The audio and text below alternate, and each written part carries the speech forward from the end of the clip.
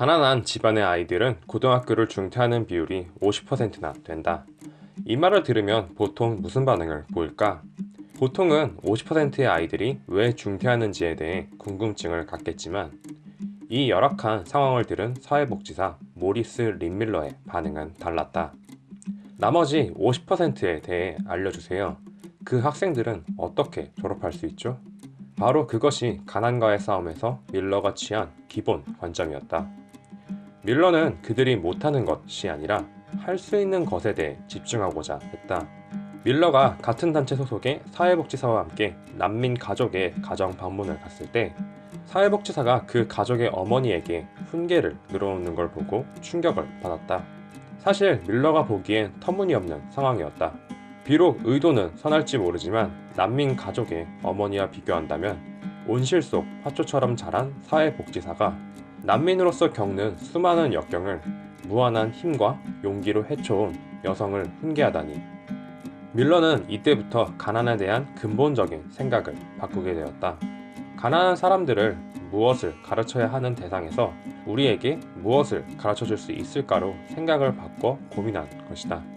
사회복지사가 그런 방식으로 어머니를 대한 건 사회복지기관에서 훈련받은 방식대로, 그러니까 하나의 사례로, 문제로, 가난한 사람들의 결여된 부분만을 보았기에 어머니를 가르쳐야 하는 사람으로 정의했기 때문이었다.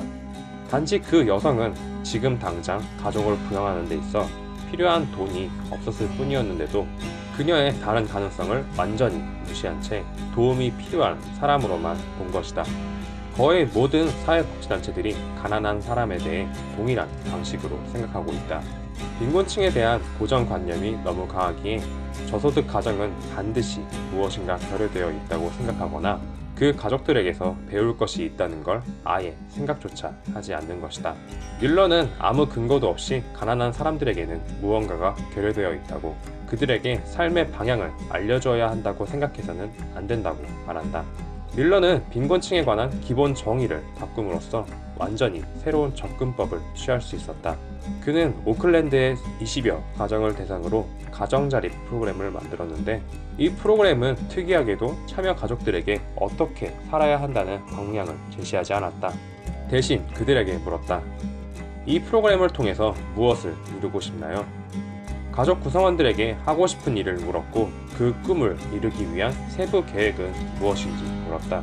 함께 일하는 직원들에게도 이 가정자립 프로그램의 한 가지 확고한 규칙을 강조했는데 그 누구에게도 무엇을 해야 하는지, 어떻게 해야 하는지 먼저 질문하지 않는 이상 가르치지 말라는 것이었다. 이 프로그램에 참여했던 싱글맘 타마라는 아르바이트를 하면서 집세와 생활비를 내느라 허덕였었다. 그녀는 프로그램에 합류했을 때 버스 기사가 되는 것이 이 프로그램에서 이루고 싶은 목표라고 밝혔다. 버스 기사가 되기 위한 구체적인 계획을 질문받자 운전학원에 가서 자격증을 따기 위해 단계별로 할 일을 이야기했다.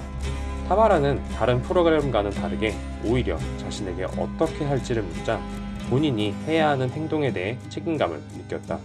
믿어주는 사람에게 성장하며 나아가고 있다는 걸 보여주고 싶었고 결국 본인의 목표를 이루어내 어려웠던 상황에서 벗어날 수 있었다.